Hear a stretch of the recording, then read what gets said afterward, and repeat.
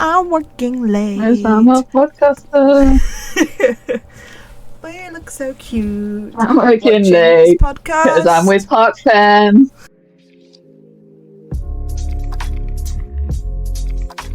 Good morning, good afternoon, and good day, and welcome up to the... Whoa! I cannot speak. Good afternoon... Wait, no, that's wrong. How the fuck do I do this? Oh! Good morning, good afternoon, and good... Oh. No! Good evening.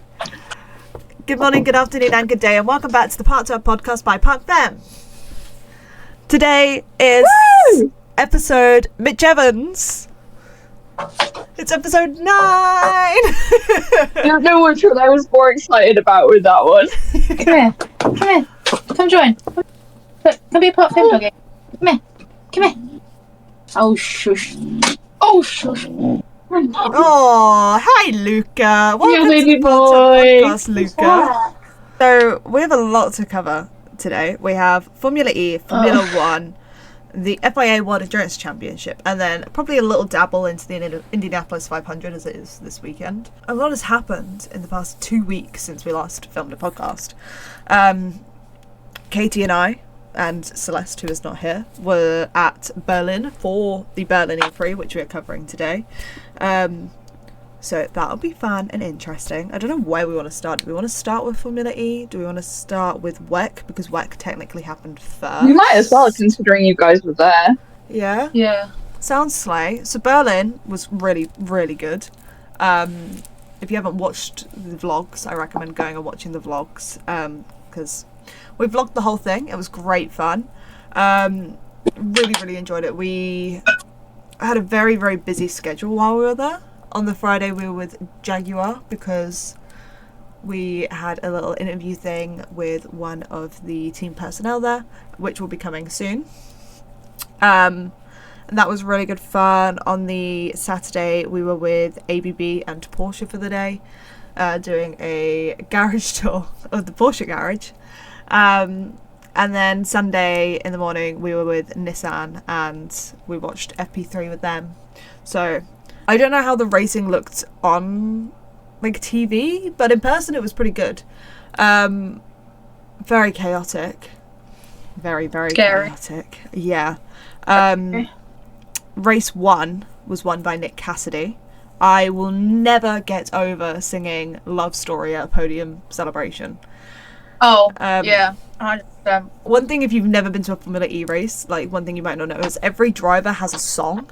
Yeah, so when obviously all the podium celebration's done, they've sprayed the champagne, you'll see on like the team's accounts that they post a big photo of like the team on the podium with the trophy and everything like that. And during that celebration and everything like that, each driver has a song. So Antonio Felix da Costa's... I had no idea about this. Yeah, Antonio Felix da Costa's is Backstreet's Back. So it's always a slay. And Nick Cassidy's is Love Story by Taylor Swift. It's so good. I didn't realise it. I just thought they played a random song, but it wasn't until we heard Backstreet's Back in Misano for Antonio, and then obviously again in Berlin, that I was like, oh my god, this makes so much sense. Which it's actually pretty cool. I don't know whether it's like a team thing or whether it's like the driver picks it individually. No, because I feel like they haven't advertised this at all. Like, as in like on like SE like anything. I'm pretty sure it's kind of like dark. I filmed it like the singing, so I can send it to you and you can insert it here. Yeah, I've got it. I've got Love Story. I know that it's in the vlog. Yeah, Love Story's in the vlog. But it's so cool because it's once all the podium celebrations, that song starts playing, and then all the team then know they can go up onto the stage. They all crowd up and they all take this photo. And it's really cute and it's always straight vibes. And then the driver will come down and leave to go to the media center for the driver conference, and then to go to the media pen. So yeah, something about hearing Taylor Swift Love Story at a podium celebration is just slay. I actually can't remember what Pascal Wehrlein's was, but I'm pretty sure we weren't anywhere near the podium.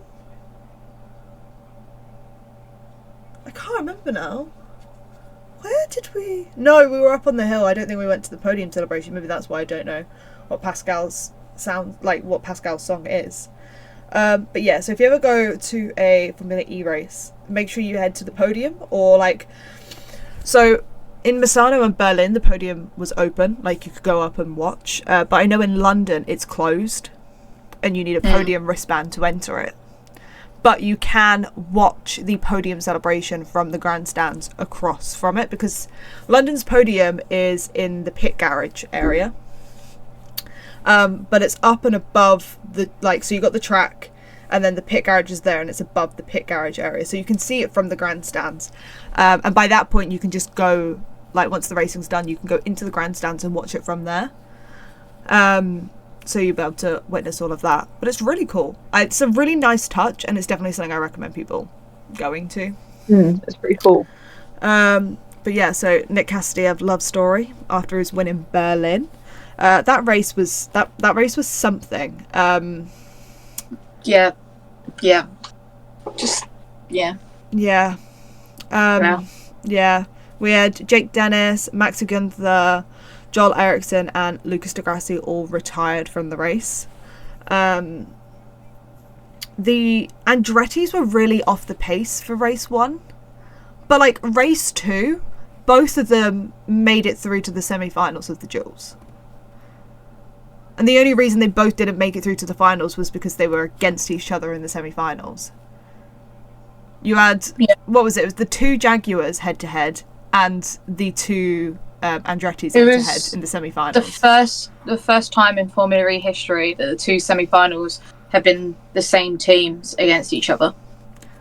It was it was something. But the Andretti's really picked up the pace on that second day. Compared to the first day. Nominato finished P18 race 1. I wonder if Nominato wished he could have been in Spa that weekend, now that, you know, with how obviously everything panned out, because he finished 19th in race 2 in Berlin as well, so he had 0-point finishes, and now no matter how well he does for the rest of the WEC season, he will never win the Drivers' Championship. Yeah. So, I don't know. We obviously had lots of rookies this weekend as well in Formula E. We had Paul Aaron and Jordan King. So Paul Aaron with Envision and Jordan King with Mahindra.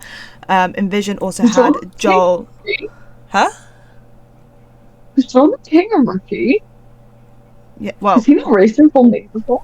Yeah, I'm pretty sure he covered once before. So he's, like, technically a rookie, but... Yeah. But I'm pretty sure he has... Nope. I thought he Wow, that surprises me. Reserve and development driver in 2020 to 21, 21 to 22, and 22 to 23, and then 23 to 24 he's actually raced, apparently, according to his Wikipedia page.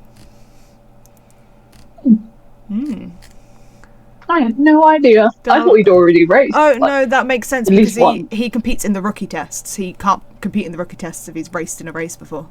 Oh, yeah. Which is why Paul Aaron can no longer do the rookie tests, and why Taylor Barnard can no longer do the rookie tests.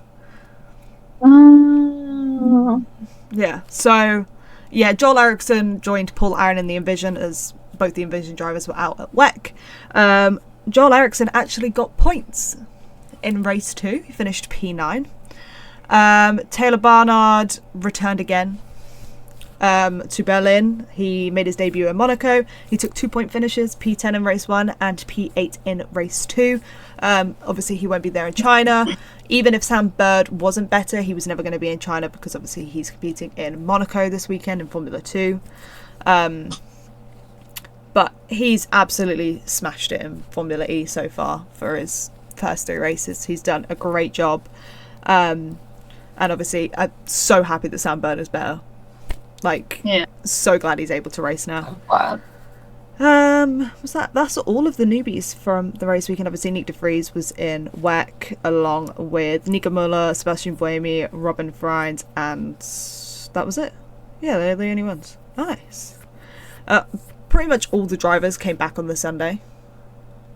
Yeah. Like, bearing in mind the WEC race got extended by an hour and a half, and they all still made it. Like, Nick was saying that he had to be up and here, like, at the track at like 5 o'clock in the morning. He didn't get in till 3. So, yeah, because he had to drive from Germany. No, not Germany. From Belgium. No, from, Belgium to Germany. There we go. There we go. We got the Got there eventually. Berlin is not in Belgium, people. But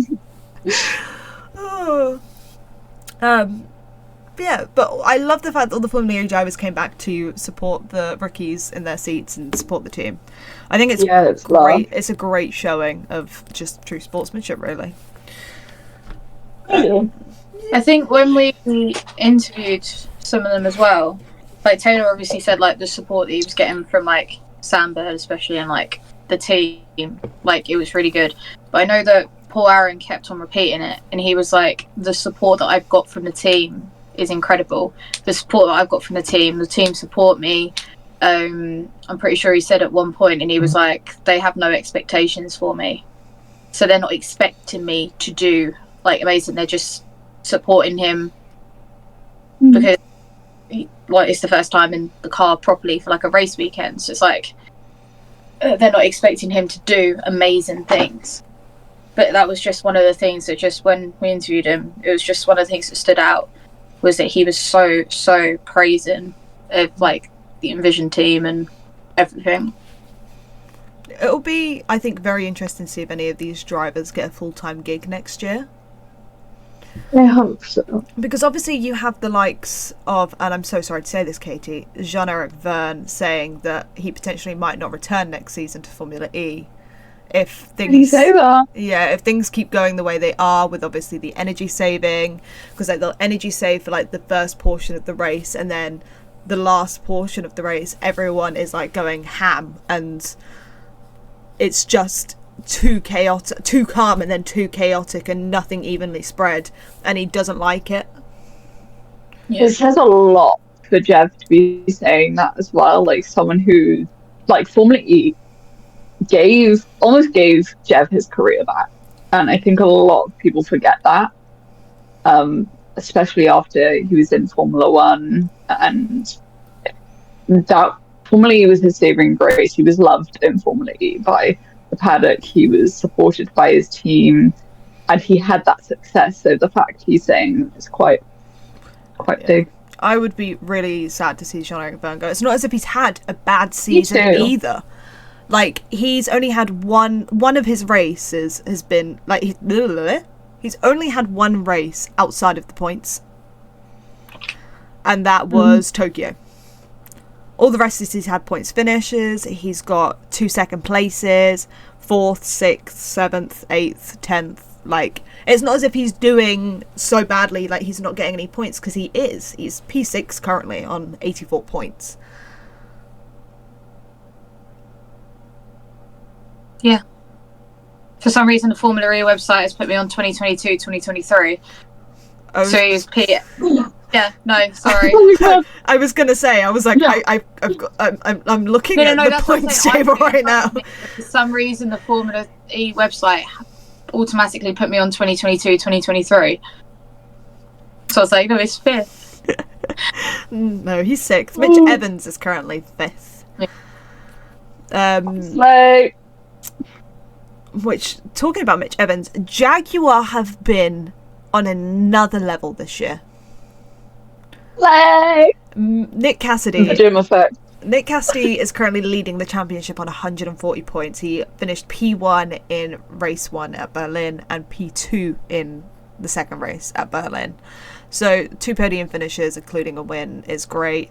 Pascal Wehrlein's behind him on 124 points. I was quite sad that Pascal couldn't get a race win, because I think a German driver for a German team winning in Germany would have been just really cool. It's like a double home race win. But I am really glad that said German team did get a race win in, their home country. And that was with Antonio Felix da Costa, who had a phenomenal race. And got to keep this win. Can we just say? P1, obviously P2, and then Oliver Rowland took P3 in both races. He has been so consistent. Aggressively consistency. His first 2 races of the year were obviously both out of the points. Ever since then, he's been very, very, very consistent. He's had 1 retirement since then, which wasn't his own fault at all. The team just programmed 1 lap less than what it was meant to when he ran out. But aside from that, he's been very, very consistent. P3, P3, P2, P1, then his retirement, and then a P6, and then P3 and P3. So statistically speaking, he should finish 2nd in Shanghai and then win, following a driver's disqualification. If it's, you know, going in the same pattern. Yeah, Jake Dennis started on pole position for race 2 and ended up finishing P5. Yeah. That was the second race was the race where you had the likes of Joel Eriksson, oh my god, and Taylor Barnard finishing the points. One thing we do have to mention, the person on pole position on Saturday, we officially no longer have any teams in Formula E without points. Because it was just the Mahindra team that needed points, and they got 3 points from Edo Mortara's pole position on Saturday, which insane, by the way. I still can't believe that Edo is with Mahindra. I know that's something really weird to say, but like he's just like Maserati,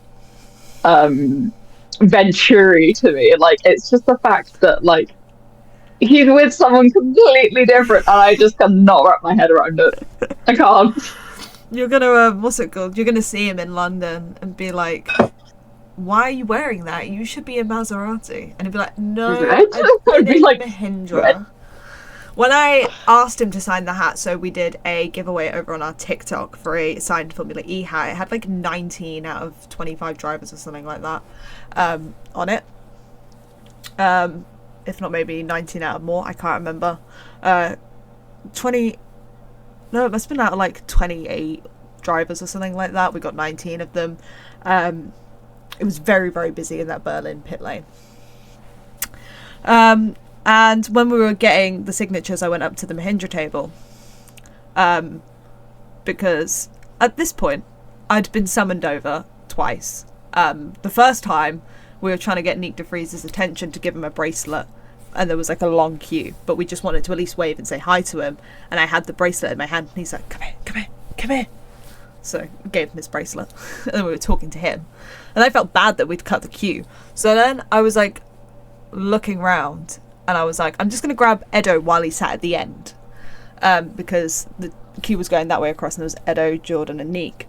And the girls that were at the table were talking to Nick and Jordan.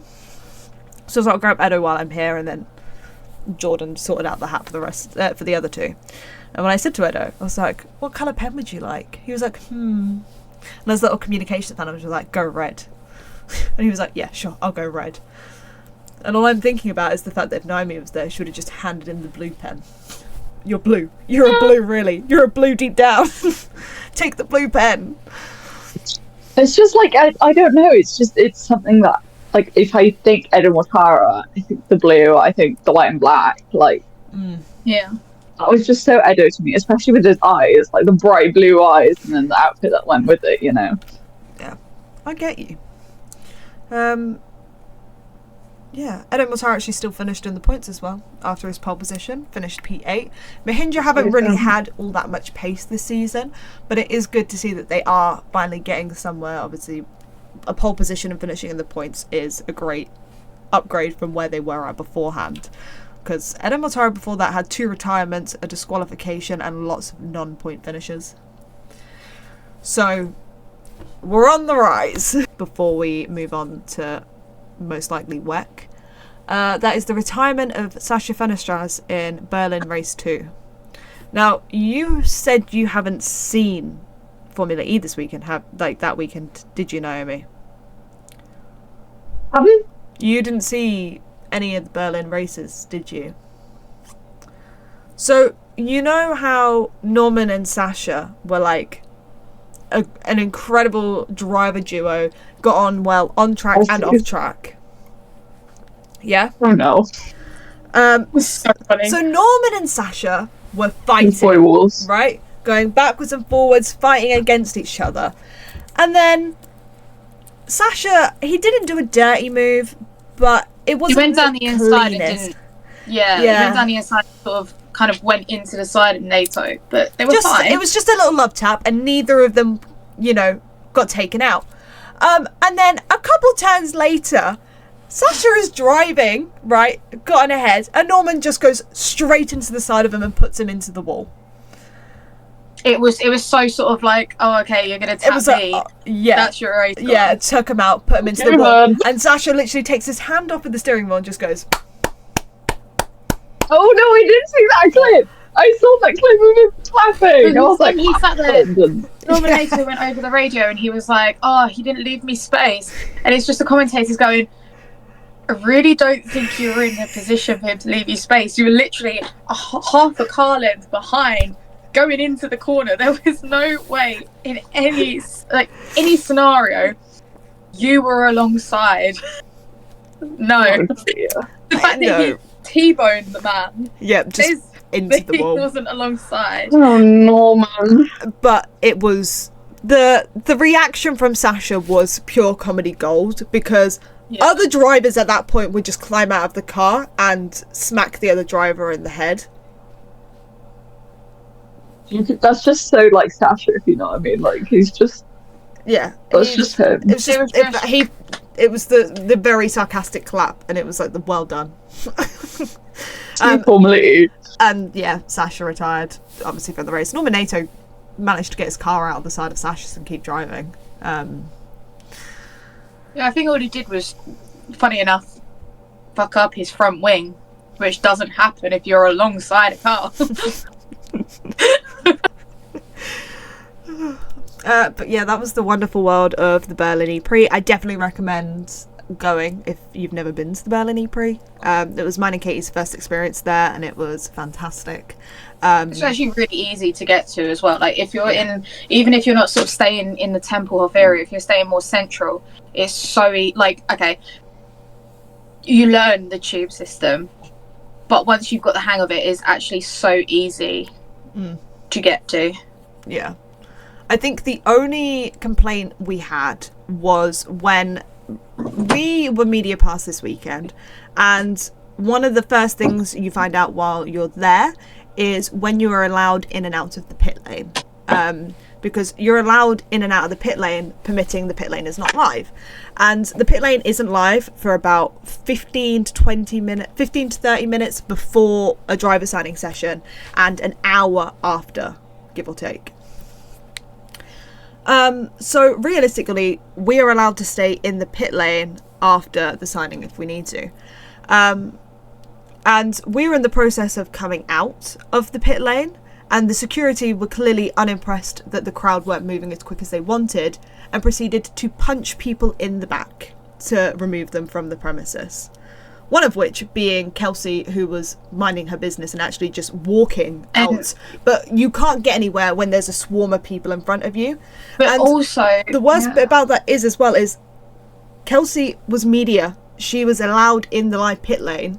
And once walking out, she was more than welcome to walk straight back in if she wanted to, because she was allowed in there. And they physically cannot. But it was also like, remove. I was walking with her, and they were putting their hands into my back, and I was like, please don't touch me. And he's pushing me. He's going, no, you need to move forward, move forward. And I'm like, I physically cannot move forward any further because there is a person in a wheelchair in front of me who cannot move anywhere. If I move forward, I'm going to trip over a wheelchair. And the fact is, when a team and their personnel are sitting there and telling the security to sort of like calm down, back off, like, and the security is still proceeding to punch and push people to get them to move, I physically couldn't move anywhere. And it also sucks to be them that they picked a fight with the wrong women, because those same girls that they picked a fight with, i.e. us, made friends with head of security the day before. So they got swiftly sacked and will most likely not be attending a Formula E race, Berlin E pre-race in the future. Oh. Oh, why can't I hear you? What have you done?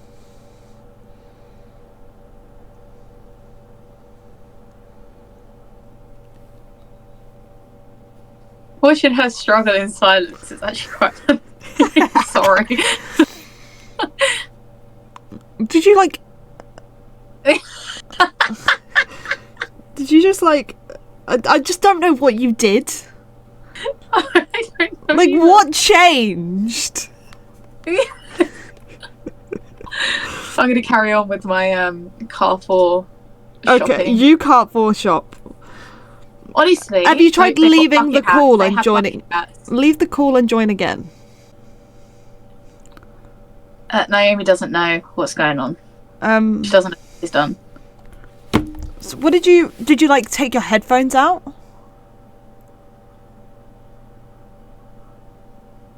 Now But I why just would thought then that would do. and then you put them back, and then so you And it's took not them working. out and then you put them back. Then you took them out again, then you put them back, and now it's not working. Have you checked your laptop settings to make sure your does it come up with a little microphone down the bottom? And on your microphone it says on. Okay. You hear me now? Hi! What did you do? There was just one little button that I forgot to press. Have you got a mute button on your keyboard? Oh my god. You're telling me we've had to deal with trying to lip read for 10 minutes because you pressed the mute button on your keyboard and thought you'd broken your microphone. Oh my god. Oh my. Maybe. Oh my god. Okay, alright. Okay. Well done. Should we get wax started? Yeah. As we said, the Formula E drivers, a bunch of them were not there because they were at the World Endurance Championship in Spa-Francorchamps. One of the drivers that obviously wasn't, that we said, Norman Nato, he was actually competing in Formula E instead of Spa, leaving Callum Ilott and Will Stevens to man the number 12 Hertz Team Jota car on their own. And they did an outstanding job of that because they took Hertz Jota's first ever WEC win 1 year after debuting the car. Because they didn't join at the beginning of last season, they joined at Spa last season, and 1 year in, they have managed to take a win. Just the two of them in the car. They did a phenomenal job. Obviously, the race did get extended by an hour and a half due to an accident that happened. And the red flag lasted so long it completely timed out, and they just reinstated the time. This isn't the first time this has happened. I couldn't watch the race because obviously I was at Berlin and we were obviously working media, so we couldn't. Naomi was doing Naomi things. Uni stuff most likely. Or football stuff. Busy. She's I don't even know. She's working hard. Because she's a student. Something. So we can't really run you down much of the race. Yes, I'm in. But the Yeah. Porsche Penske number 6 finished P2 behind the Porsche Hertz Team Jota, so that is another 1-2 finish for Porsche in the World Endurance Championship. Joining them up on the podium was the number 50 Ferrari AF Corsa, who didn't end up starting on pole. They were on pole position, but they got disqualified and they all got their thing deleted. Something happened and they were no longer on pole. Yeah. They managed to get back up to P3. Who started on pole in the end?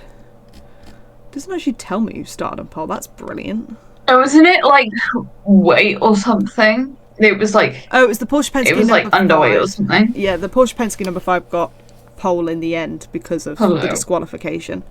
But the number 50 was able to get up to P3.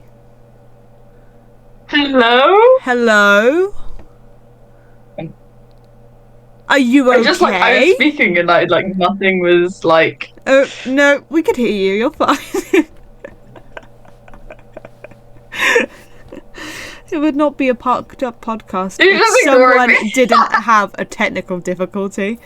Except your technical difficulty was talent. My Wi-Fi is like having a breakdown. What's the damage?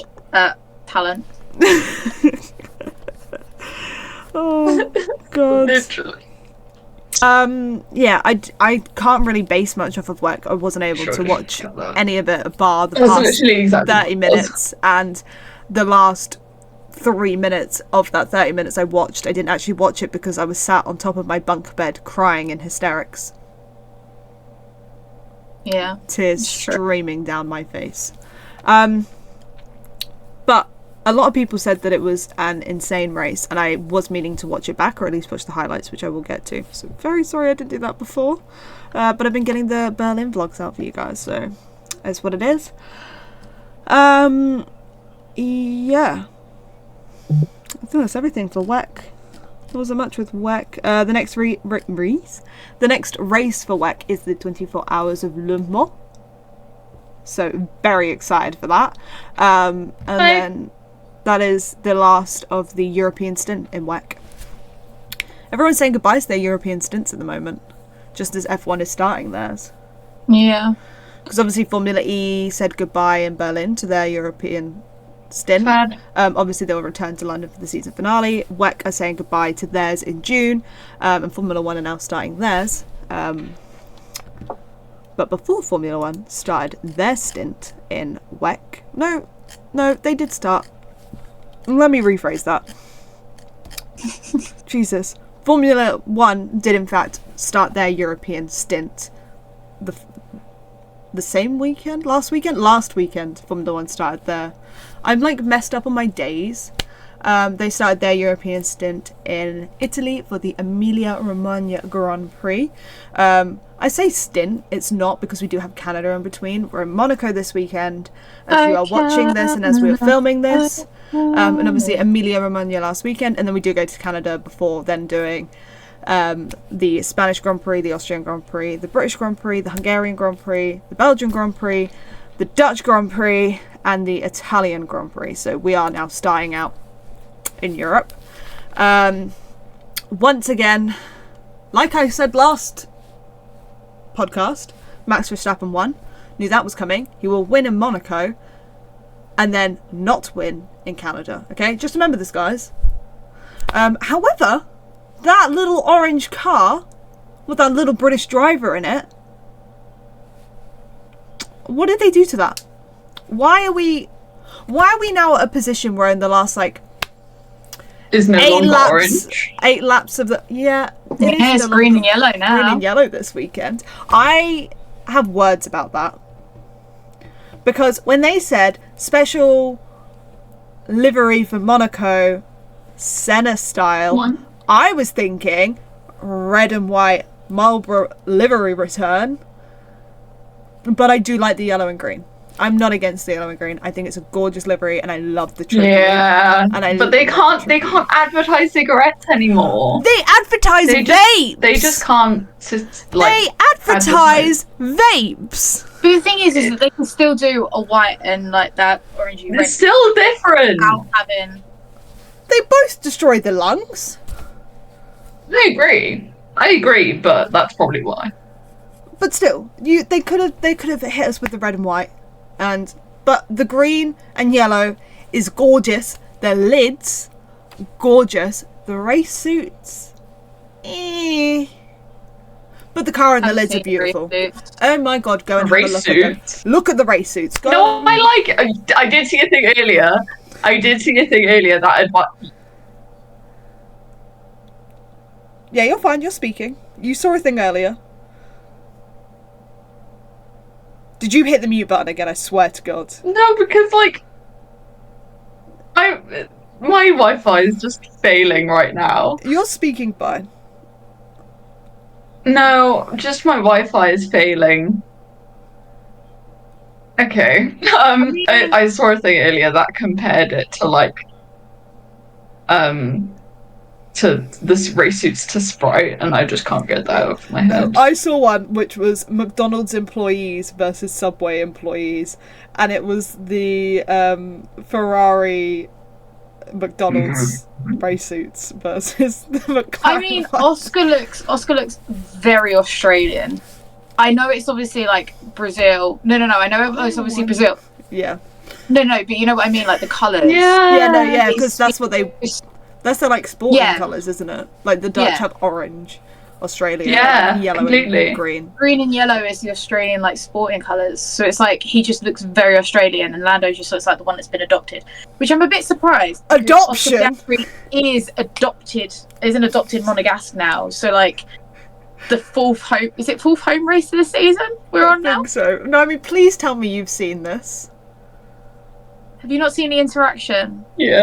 Charles Leclerc adopting Oscar Piastri. Yeah, of course. I fucking love it. It's so funny. It's the way Oscar's mum. Piastri Leclerc. It's the way Oscar's mum replied to it and was like, "We need to have words to like Charles Leclerc."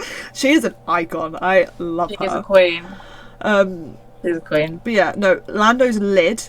Between Lando's and Oscar's, I prefer Lando's, but they're both gorgeous. Oscar's, yeah, okay, let me have a look at Lando's. So, Imola wasn't the most exciting race, obviously. Hello? Max Verstappen. Okay, there we go. Max Verstappen was on pole position and obviously went on to win the race. And he was basically running away with it for a long period of time until his car started malfunctioning. And Lando Norris's car started doing quite the opposite. And it got to a point where he was almost within a second of Max on the last lap. He was last lap Lando back. It was like 0.5 seconds. Like, it was within DRS, which is fucking insane for that McLaren. Yep. We actually had last lap Lando back. I was so happy. Just a couple more laps and he would have had him, I think. Last lap Lando came back from 2020 just for this one race. Just for this one race. Yeah, so obviously Lando finished P2 on the podium. Charles Leclerc took another P3. Charles Leclerc is now Charles Leclerc is now sat in P2 in the driver's standings on 113 points, behind Max Verstappen, who's on 161. Sergio Perez is now 107th. No, he's not. He's now P3 on 107 points. And Lando Norris is P4 on 101, ahead of Carlos Sainz, who is P5. The Mercedes doesn't seem to really be getting any better. They are consistently mid.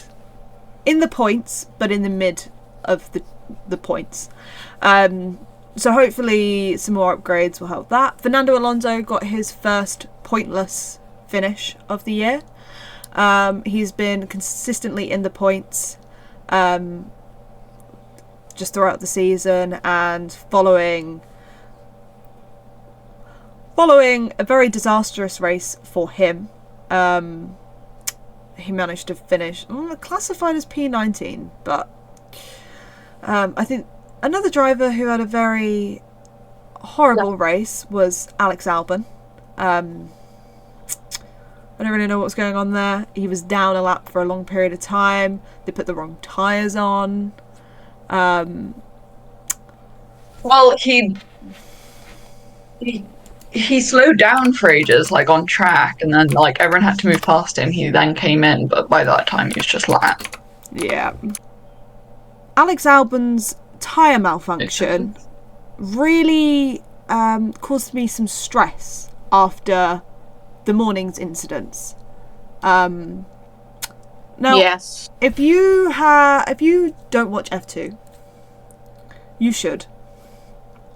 So F2 and F3 were both in Imola as well. Okay. And race 1, we had Franco Colapinto win the race. My absolute icon. I love Franco Colapinto to pieces. I think he is just wonderful, and he's a great driver, and he took his first win in Formula 2 after moving up from Formula 3. Paul Aaron and Zane Maloney joined him on the podium as well in P2 and P3. At the beginning of that race, there was a massive pile-up between 5 cars. Isaac Hadjar, Dennis Hauger, Enzo Fittipaldi, Josh Dirksen and Roman Stanek were all involved in this collision. It was a mess of a collision. But the real disaster was the feature race. And it was nothing to do with the racing. The racing was fine. There was two very different strategies going on here. And the late pitters, when they went into the pits, they had been leading the race for a while. You had Amaury Cordeal and Peppy Marty, had to think for a second, who both came into the pits to do their pit stops. Those two were both leading the race at the time. I don't know what is in the water at High Tech for this to occur. I don't know if have you seen this, Naomi? Because if not, what I'm about to say is pretty wild. So I did. Amaury Cordeal. Very silly. Amaury Cordeal comes into the pits to change his tyres. Peppy Marty comes into the pits and he's in front of him. The high-tech mechanic did not put the right rear tyre on properly, and thus when Amaury Cordeal went to drive away, the right tyre shot off and smacked the mechanic of the Campos on Peppy Marty's car in the back of the head with the tyre that then bounced across the pit lane. This mechanic was the mechanic on the right rear tyre changing the tyre, and thus when Peppy Marty drove out of his pit box, his right rear tyre also flew off. It's because if you actually watch it, he obviously gets hit. The car comes in, and he just he puts it the car's in. He gets hit, and he just puts the wheel on and puts the wheel gun down. But obviously, he is just obviously in pain and stuff. So he hasn't seen it, and then he drives off, and it comes off. But you can actually see the fact that he just puts it on and puts the wheel gun down in complete daze. Mm-hmm. Because I feel like people have seen clips of celebrities and that lot who've gone to F1 and they picked up the tyres and that lot. They're not lying. In no way, shape or form are they lying. So if you have that, even if they're going sort of 20 mile an hour pulling out the pit box and hits you, you're going to be dazed and confused. No, yeah, you have to count to about 10 seconds after you've said what you've said. Yeah. Because then that's when she hears it. Okay.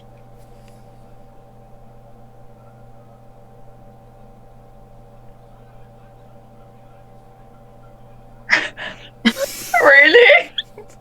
There we go. But yeah, it's going to be okay. I'm sorry. I'm so behind.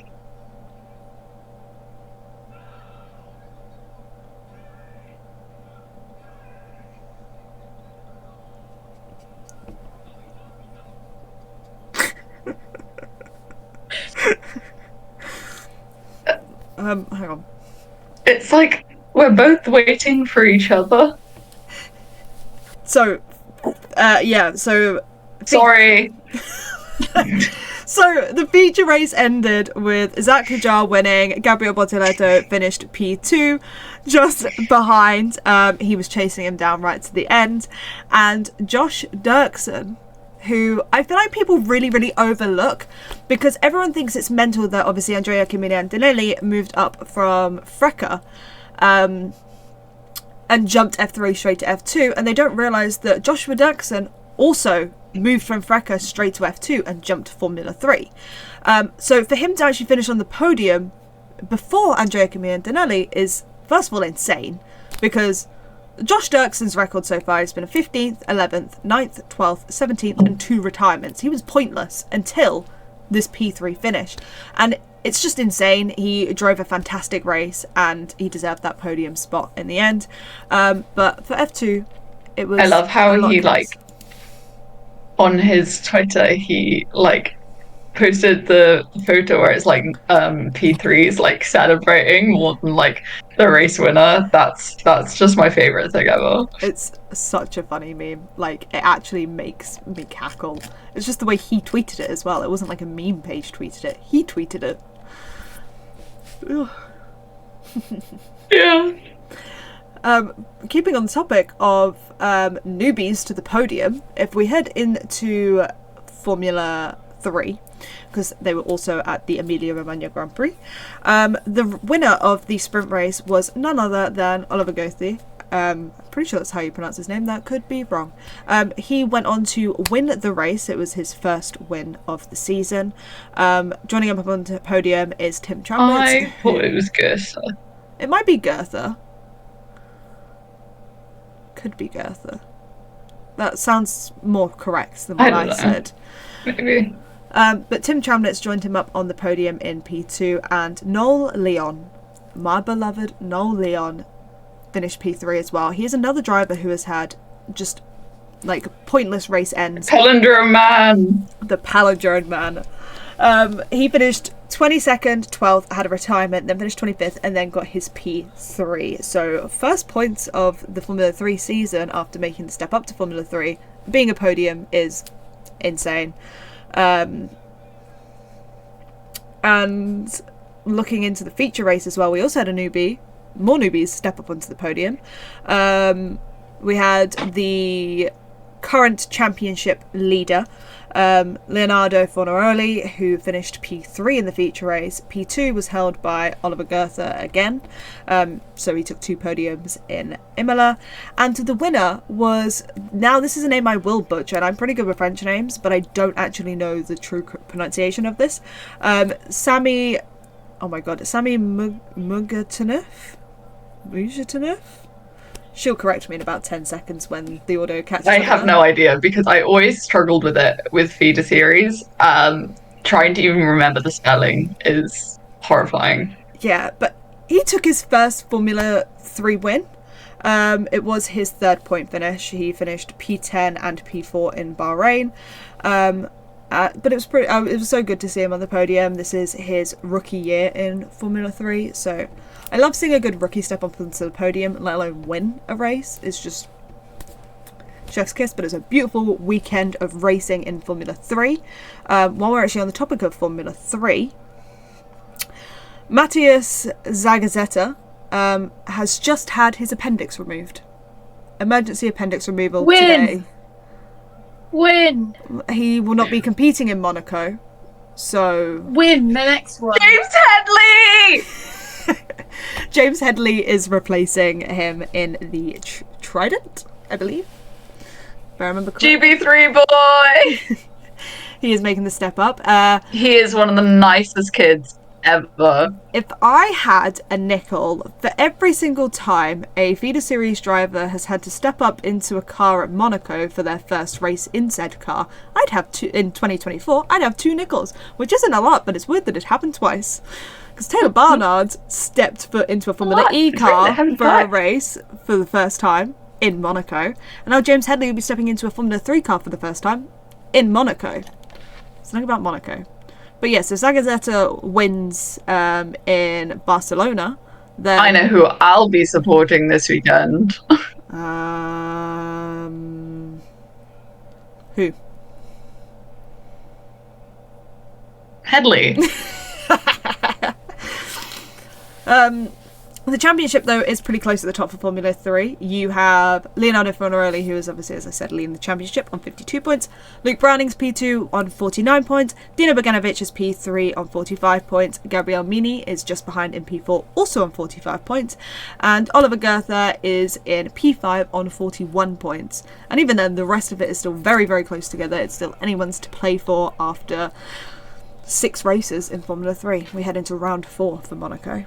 I think that's everything. We've got IndyCar this weekend. It's the Indy 500. Is it Scott McLaughlin? Qualifying was amazing. Is it Scott McLaughlin on pole? Scott McLaughlin? Or is it Joseph Newgart? Scott McLaughlin. That was correct. Yeah, the fastest ever average time at the Indy 500 pole. That's insane. Like, he is the fastest. You know what I mean? Yeah. Fucking amazing. It was amazing. IndyCar qualifying. I try to dabble getting into IndyCar. I watch bits and pieces here. I'm not like a diehard Indy fan, but I will be watching the Indy 500 this weekend because I am a big fan of the Triple Crown. I can talk about it. Go for it. Talk about it. Hit us with it, Neil. Well, the fact that the Penske's were just like so far above like everyone else, because Joseph Newgarden, so the Penske's were the last 3 to set their fastest laps in the fastest 6. So Joseph Newgarden set his lap, and we were like, oh my god, like that was so fast. Then Will Power did it, and he was another step above Joseph Newgarden. We were like, oh my fucking god, like what the hell? And then Scott McLaughlin did it, and it was like, okay, that's great. And then watching the like last chance qualifiers was also just like nerve-wracking, because I was really praying that Catherine would make it, and she did such a great job. Marcus Ericsson managed to qualify after the issues he'd had previously in qualifying, and unfortunately Nolan Siegel didn't make it, but he is a 19-year-old kid. Like, I'm so surprised. Not like he even tried, but he left everything out there.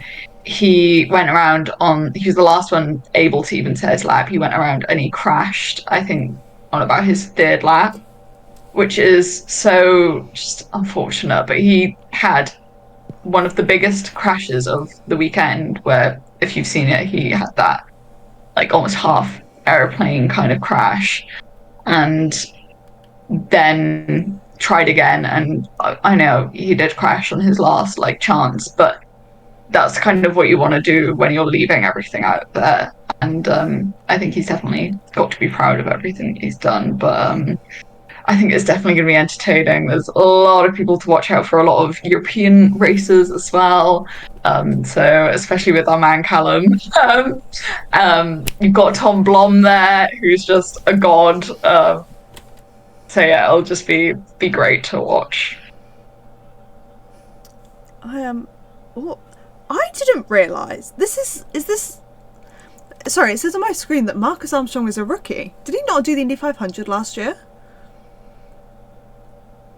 No, it's his first year. Oh yeah, because he didn't do a full IndyCar season last year, did he? Like, this is his first full IndyCar season. Mm. He did everything but ovals last year. He's like, yeah, because ovals are like, they're shit scary. Like, a lot of people don't do ovals. So like, I think Jack Harvey doesn't do ovals, and Catherine does the ovals, not for him, but like instead of him. Yeah. But Marcus has worked on his strength a lot, obviously, with Angela, which is really necessary during ovals, because you've got like there's no power steering in IndyCar, so you've got to be fucking strong. So I imagine working with Angela has kind of helped out with that. Yeah. Angela is an icon. She just is. She's so slow. Who do you think is going to win the Indy 500? I mean, I want to say Scott or Joseph, just because, like, I love them so much. I think anyone has the chance. Like, I genuinely mean that. Purely on the fact that it's just wide open. Like, I'd love to see Rinus VK do it. That would just be amazing, especially considering the kind of week he'd had. Obviously, I'd love Callum to do it. But I think, like, your Scott Dixons, like, your Will Powers, everyone like that is going to be up there. I would love, not just because I love Callum, I would love Callum Ilott to win the Indy 500 and then go to Le Mans next month and win the 24 Hours of Le Mans. Because how insane of a statistic would that be? Like, imagine being able to be like, I'm an Indy 500. Well, he's already won. No, he's been on the podium at Le Mans, hasn't he? Yeah. He's been on the podium at Le Mans. But after everything that man has very obviously been through, like, you can see it. Like, yeah. He just missed out on an F1 seat. He then got replaced at IndyCar when, everyone was like, oh yeah, Callum's going to be at Juncos. And then all of a sudden he wasn't at Juncos anymore. Nope. And obviously is now in WEC and is now getting a chance in IndyCar again. I just think it'd be so cool to just win both of them and just be like.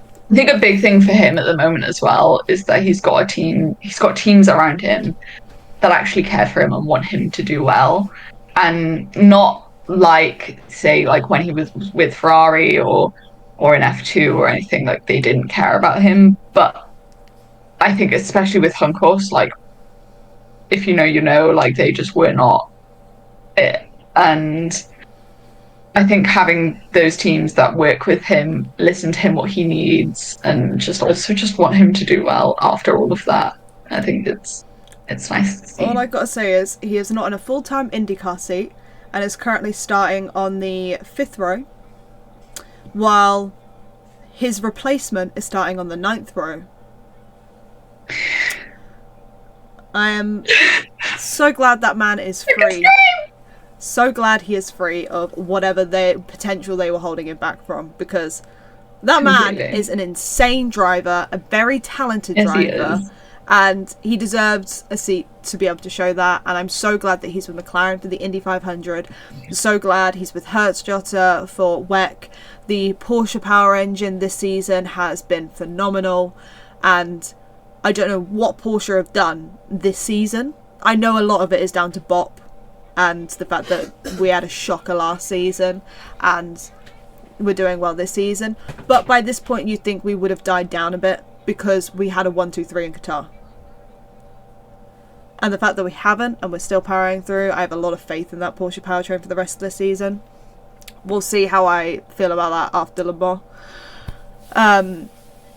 But I'm so glad he finally has teams that he is in where he's able to prove how good he is as a driver.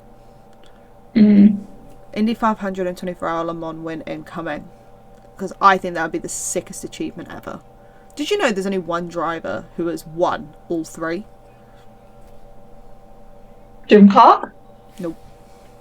Somebody didn't do Graham Hill. Yeah, it's Graham Hill. See, I knew it was one of the two. I'm pretty sure it was Graham Hill. It's one of the things on the thing. Yeah, because there's like some people have won like there is certain aspects of it. It's the debatable. It's the debatable triple crown, whether it's F1 or Monaco.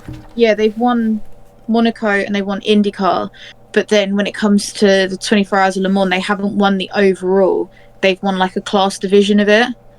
But the triple crown is the overall Le Mans winner. There is. Well, that's the argument. There is 8 drivers, only 8 drivers who have won 2 or more of the Triple Crown.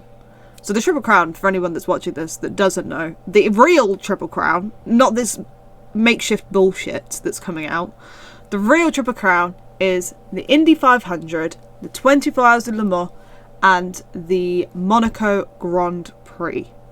F1 Monaco Grand Prix. Not an F1 World Championship. The Monaco Grand Prix. And there are 8 drivers who have won, at least 2 of them or more. Only 1 driver has won more, so 7 other drivers. And who did Fernando Alonso? Fernando Alonso has in fact won 2. Yeah. I think it's Indy... No, he didn't win Indy. That's the one he hasn't done. 24 Hours of Le Mans and Monaco. So I think it would be cool to add Callaway to that statistic and it being in the same year. How cool would that be? Yeah, this weekend also Formula E is headed to Shanghai, returning to China. So Zoom that bikes. What?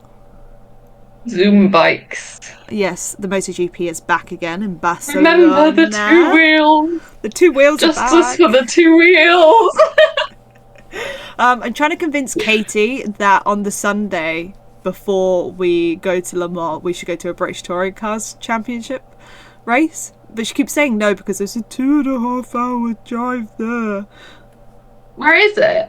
Thruxton. Oh, I haven't been to that one yet. But I said... I'm going to Donington this weekend. I said Derby. Saturday night I can get a train down to hers, we can have a sleepover, or like Sunday morning or whatever, I can come down to hers, and then we drive to Thruxton, we go for the race, we drive back, we have a sleepover, we go to London Monday and go to Le Mans. Sorry, I'm just thinking about the fact that you suggested coming down on the Sunday morning as if you think that we wouldn't be leaving my house at like 6 o'clock in the morning. Yay. I don't have the funds for that thing, man. I don't have 38 Great British pounds to go, plus the petrol. When's Snetterton?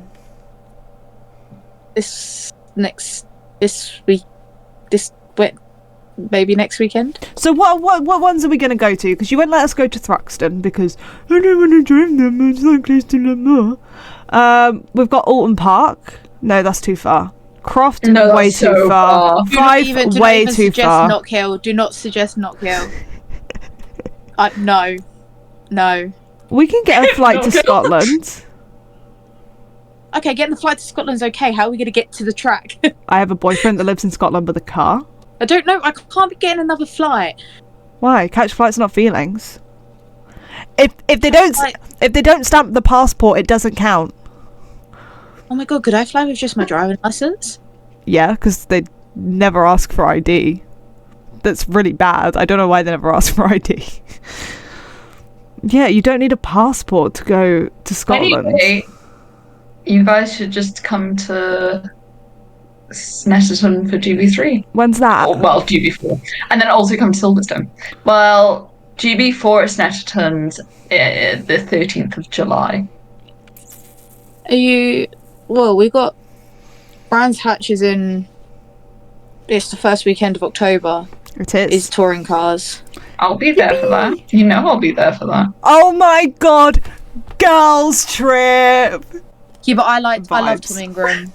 I love Tom Ingram. I like Tom Ingram too. I am a Tom I wouldn't Ingram get stan. tattooed. Like, I That's what actually am now a Tom Ingram stan. I'm not afraid to admit that. I love Tom Ingram. Alice watched his TikToks and she's now a Tom Ingram stan. I'm big time Tom Ingram stan. My dream now, the one thing I want to aspire to do is film a TikTok with Tom Ingram. Like, I want us to sit down, discuss some sort of, TikTok, produce said TikTok, and my life, I think, at that point would be complete.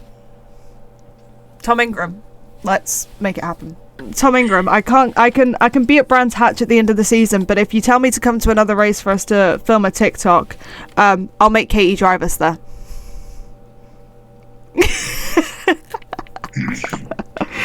Because us two can't fucking drive. Yeah. Bloody taxi. Maybe Tom Ingram would give you a pass as well to get in. Oh, thank you. So kind. You're welcome. I hope you guys enjoyed. I hope you guys enjoyed Monaco this weekend. I hope you guys enjoy the Indy 500 this weekend. Hope you enjoyed the bikes. Hope you enjoy everything racing this weekend. We are actually back next week with another Park'd Up podcast to discuss the load of racing there is on this weekend. Ahead of us going to Le Mans. So I'm not going. We have got one thing. I'm gonna get FOMO. Make sure you keep an eye. Wait, when's this going out? 2 days time. Make sure you keep an eye out on the Park Fem socials because we are attending a watch along for Monaco. We are. Me and Katie are going to a Monaco watch party on Sunday, so lots of content will come from there. Oh, nearly pulled me headphones out. Call me Naomi. Like literally Bluetooth. You just press the mute button instead. Yeah. Oh god. If you guys enjoyed this video, don't forget to give it a big thumbs up. Let us know what you're looking forward to in the comments below. Make sure you subscribe to the channel. Follow us on all our social medias at @ParkFem_ on TikTok, Instagram and Twitter.